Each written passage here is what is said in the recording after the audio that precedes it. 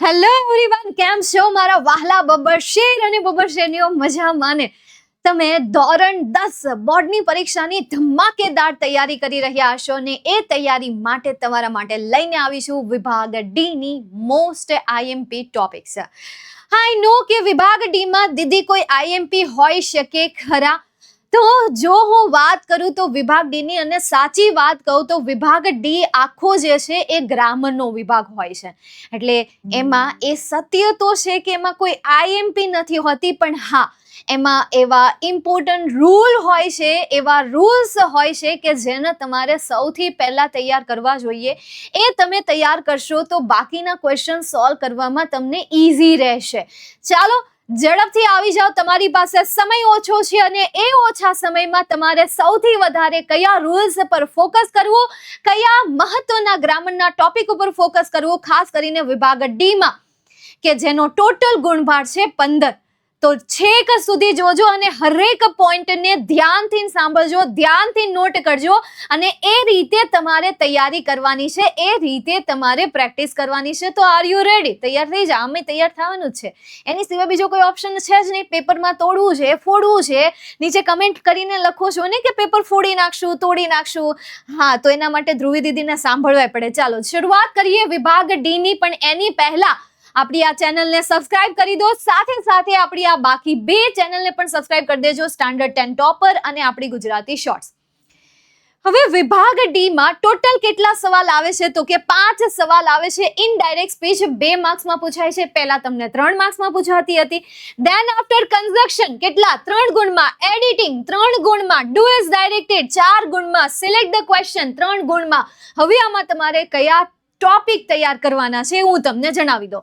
જ્યારે તમે ડાયરેક્ટ ઇનડાયરેક્ટની તૈયારી કરી રહ્યા હોય, જ્યારે તમે ડાયરેક્ટ ઇનડાયરેક્ટની તૈયારી કરી રહ્યા હોય ત્યારે તમારે મોટા ભાગે એક તો આ લેટ્સ વાળા જેટલા પણ ઇનડાયરેક્ટ છે અને એમાં જે ચેન્જ કરવાના જે રૂલ્સ છે, ફોર એક્ઝામ્પલ લેટ્સ છે તો એનું શું થઈ જાય?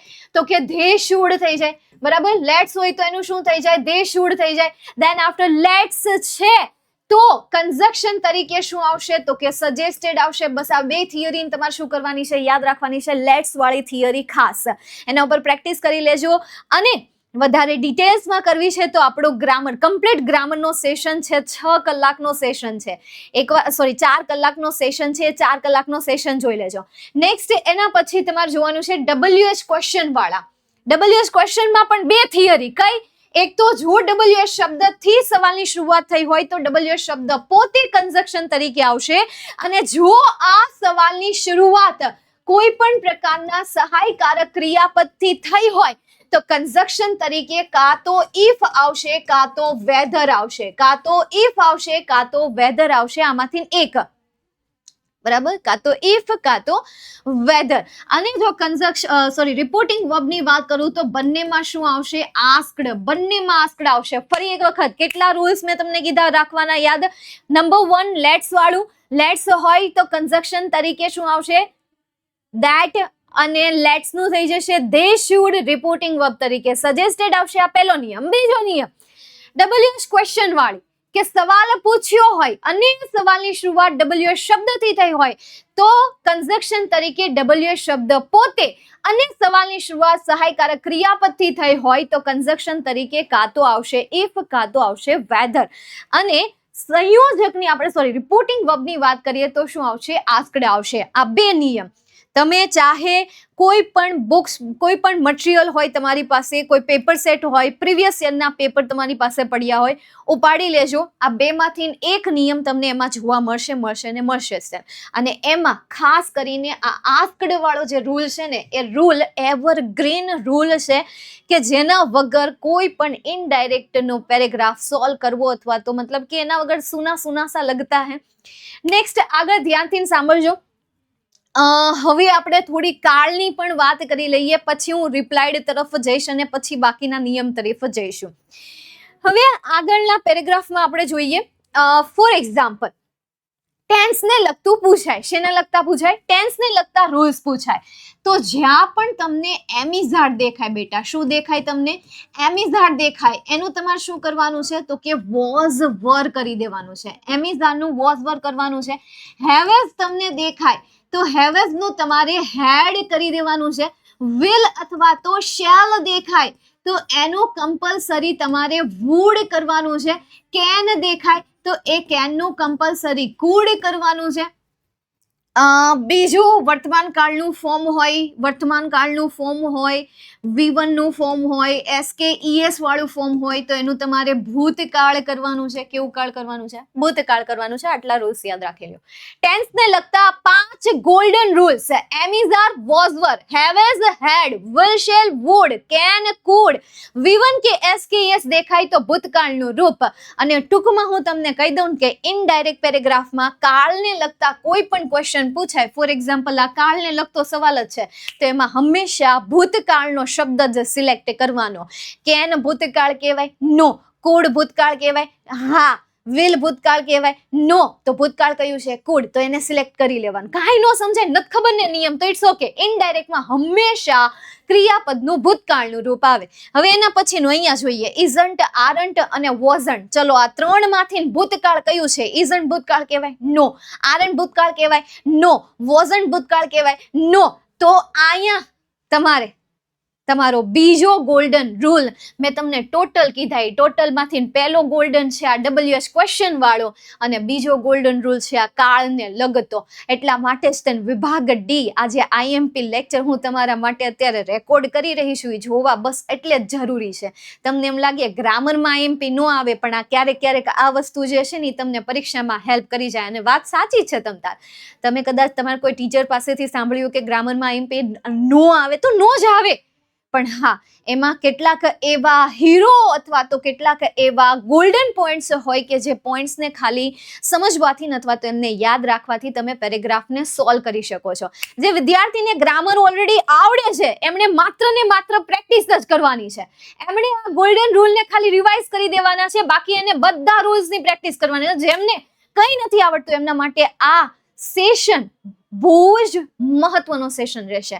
ચલો નેક્સ્ટ એના પછી હવે મને કોઈ એવું ખાસ લાગતું નથી તો પણ એકવાર જોઈ લઈએ. બસ ડન. ભૂતકાળ બરાબર. એક આ ત્રીજું થઈ ગયું. આગળ જોઈએ. બસ આટલું મને અત્યારે આટલું મતલબ કે દિમાગમાં આવે છે કે ભાઈ આટલા રૂલ્સ તમને આવડવા જોઈએ. અને એક નંબર 4 પર જો હું કોઈ કહીશ તો એ છે ફોર એક્ઝામ્પલ તમને સેન્ટેન્સમાં આઈ દેખાય તો એ બોલનાર અને સાંભળનારને આધારે કાં તો એનું હી થશે કાં તો એનું શી થશે. માય દેખાય તો એ માયનું કાં તો હર થશે કાં તો હિઝ થશે. બરાબર. પછી મી દેખાય તો કાં તો એનું હર થશે કાં તો એનું હિમ થશે. આ તો વાત થઈ ગઈ આઈ મી માયની. હવે હું વાત કરું યુની તો યુ હોય તો કાં તો એનું હી થશે કાં તો એનું શી થશે. સેમ એવી રીતે કર્મવાચક યુ હોય તો કાં તો એનું હર થશે કાં તો એનું હિમ થશે. અને યોર આપેલું હોય તો એનું કાં તો હર થશે કાં તો પછી એનું હિઝ થશે. વી આપેલું હોય તો એનું કમ્પલસરી ધે થશે. અસ આપેલું હોય તો એનું કમ્પલસરી ધેમ થશે. અને અવર આપેલું હોય તો એનું કમ્પલસરી ધેર થશે. આમાં નવું કાંઈ નથી. આ ચાર યાદ રાખી લો. આ ચાર ઉપર પ્રેક્ટિસ કરો અને બાકીની તમારે ડિટેલ્સમાં પ્રેક્ટિસ કરવી છે. તમને એમ થાય છે કે ઇનડાયરેક્ટ સ્પીચને મારે ડિટેલ્સમાં સમજવું છે તો કમ્પ્લીટ ગ્રામરનો સેશન માત્ર ને માત્ર તમારા માટે છે. નેક્સ્ટ આગળ જઈએ. હવે આપણે કન્જક્શન તરફ જઈએ. પ્રીવિયસ યરના આપણે પેપર સોલ્વ કરીએ એટલે આપણને આઈડિયા આવે કે બોર્ડ હંમેશા તમને કેવા પ્રકારના કન્જક્શન પૂછે છે. એ તમે જેમ સોલ્વ કરશો એટલે તમારા દિમાગમાં ઓટોમેટિક એક ચીટ શીટ બની જશે. અને જો એ ચીટ શીટ નથી બનતી તો એના માટે મારા સેશન રેગ્યુલરલી તમારે દરેક સેશન ચાહે એકની એક વસ્તુ 2 વાર કરાવું તોય જોવાના છે. તો એ જોવાનું રાખો. હું તમને ચીટ શીટ બનાવીને આપીશ કે જે શીટમાંથી જ તમને કન્જક્શન અથવા તો ગ્રામરના વોટેવર ટોપિક તમને પૂછેલા હશે. ચલો કન્જક્શનની વાત કરીએ તો કન્જક્શનમાં હું તમને કહીશ એક તો વૂમ વાળું ભલે નથી આવડતા તોય આને શીખી લેજો. ગમે એમ કરીને શીખી લેજો. આ 3 વૂમ અને વૂઝ કે જેમાં માત્ર ને માત્ર કર્તા કર્મ અને સંબંધક કર્મનું બસ સંબંધક જે અહીંયા કર્તા તરીકે રોલ પ્લે કરે છે એનો આખો ખેલ છે. એની ડિટેલ્સ મેં તમને ઓલરેડી આપણી આ જ ચેનલમાં લાઈવ લેક્ચરમાં સમજાવી દીધેલી છે. નેક્સ્ટ તમને એક તો વૂમ વૂઝ કહી દીધું. ત્યારબાદ યેટ અને બીકોઝ. યેટના ઓપ્શનમાં કઈ આવે? બટ આવે. ત્યારબાદ દો આવે, ઓલ્ધો આવે. તો આની પણ પ્રેક્ટિસ કરવાની. બીકોઝ એટલે કારણ દર્શક શબ્દ, આની પણ પ્રેક્ટિસ કરજો. અને મારું તમારું સૌનું favourite either or, neither nor, or, otherwise, or else. આ 5 શબ્દો કયા કયા? Or, otherwise, or else, either or, neither nor. આ 5 જે અલ્ટરનેટિવ વર્ડ્સ છે એના ઉપર પણ ખાસ प्रैक्टिस करी लेजो, खास तैयारी करी लेजो बेटा. इसमें से अगर कुछ आ गया ना तो फिर आपनु ना मेरा ये सेक्शन डी वाला मोस्ट आईएमपी सेशन आपको याद आने वाला है. ठीक है, ચાલો નેક્સ્ટ આગળ જઈએ. એ પહેલા માય ડિયર સ્ટુડન્ટ્સ, તમે જો ઇન્સ્ટાગ્રામ સાથે જોડાયેલા ન હોય તો ત્યાં ફોલો કરી દેજો. ઇમ્પોર્ટન્ટ માહિતી પેપરમાં લખવાની, ધ્યાનમાં રાખવાની બાબતો, એમને લખવાની ટિપ્સ, ટ્રિક્સ બધું જ તમને ત્યાં મળી રહેશે. સાથે સાથે વોટ્સઅપ ચેનલમાં લેક્ચરને લગતી અપડેટ્સ પણ તમને અહીંયા મળી રહેશે. ચાલો નેક્સ્ટ આગળ જઈએ. બસ હવે આનાથી વધારે તો કંઈ હું કહીશ નહીં. ધેરફોર સો મેં તમને કયા કયા કર્યા? ઓર, અધરવાઇઝ, આઈધર ઓર. આ બધું એક જ છે, અલ્ટરનેટિવ જ છે કે જેને તમારે ઓપ્શનમાં શીખી લેવાનું છે. બીકોઝ યેટના ઓપ્શનમાં but, though, all though. Then after મેં તમને બીજો ફંક અહીંયા કન્જક્શન તરીકે વુ, વુમ, વુઝ. આમ તો ઓલમોસ્ટ કન્જક્શન મેં તમને કહી જ દીધા છે, અને ગ્રામરમાં તમારે આટલું કન્જક્શનમાં આટલું કરી લેજો, કારણ કે આની આ વસ્તુ આ વિભાગ ડીમાં જે એડિટિંગ પૂછાય છે એ એડિટિંગમાં કામમાં આવશે. હવે વાત કરું WH શબ્દની, તો WH શબ્દમાં એક વો નામના WH શબ્દના ક્વેશ્ચનની પ્રેક્ટિસ કરી જ લેજો. અને તો હવે એમાં કંઈ પ્રેક્ટિસ કરવા જેવું છે ને. શરૂઆતમાં કોઈ વ્યક્તિનું નામ આપેલું હોય અને એને કાઢી નાખ્યું હોય તો સવાલની શરૂઆત વોથી થાય, સિમ્પલ. દેન આફ્ટર હું અહીંયા તમને કહીશ વેર વાળા WH ક્વેશ્ચન, હાઉ ઓફન વાળા WH ક્વેશ્ચન, વાય વાળા WH ક્વેશ્ચન, મતલબ કે જેમાં કારણ પૂછવામાં આવ્યું હોય એ. અને અધર જો હું કહું તો એ છે હાઉ મેની. દેન આફ્ટર છે હાઉ મચ. હાઉ મચ પણ મહત્વનું છે. સિન્સ વેન તો ક્યારેક રેરલી તમને પૂછી લે, પણ how many, how much, how often, અને લાસ્ટમાં હાઉ અને વોટ. તમે જો મેં તમને બધા WH શબ્દ નથી આપ્યા, ગણીને હું તમને કહી દઉં કેટલા WH શબ્દની તમારે સૌથી વધારે પ્રેક્ટિસ કરવાની છે. એક તો છે વો, આને હું છેલ્લે રાખીશ. પહેલું છે વો, ત્યાર પછી છે how often, how many, how much, how, what અને વાય, અને લાસ્ટમાં વેર અને વેન રાખી દેજો, કારણ કે વેર અને વેન તમે 6થા ધોરણથી ભણતા આવ્યા છો એટલે આમાં કોઈ બહુ જાજુ નથી. પણ જો તમારી પાસે સમય ઓછો છે, આ માત્ર ને માત્ર એ વિદ્યાર્થીઓ માટે કે જેમની પાસે સમય ઓછો છે અને એ પહેલેથી તૈયારી કરવાનું વિચારી રહ્યા છે, તો ગ્રામરમાં એમણે આ શબ્દોથી શરૂઆત કરવી અને ત્યાર પછી બાકીના શબ્દોને પકડવા. સમજાય છે? પણ હજી એક વખત અહીંયા હું તમને ક્લેરિટી કરી દઉં, ગ્રામરમાં ક્યારેય પણ કોઈ પણ પ્રકારનું આઈએમપી હોતું નથી, ઇમ્પોર્ટન્ટ હોય છે. અને એ ઇમ્પોર્ટન્ટ પોઈન્ટ હું તમને આપું છું કે જેથી કરીને થોડી તૈયારી સાથે તમે થોડા માર્ક્સ હાસિલ કરી શકો.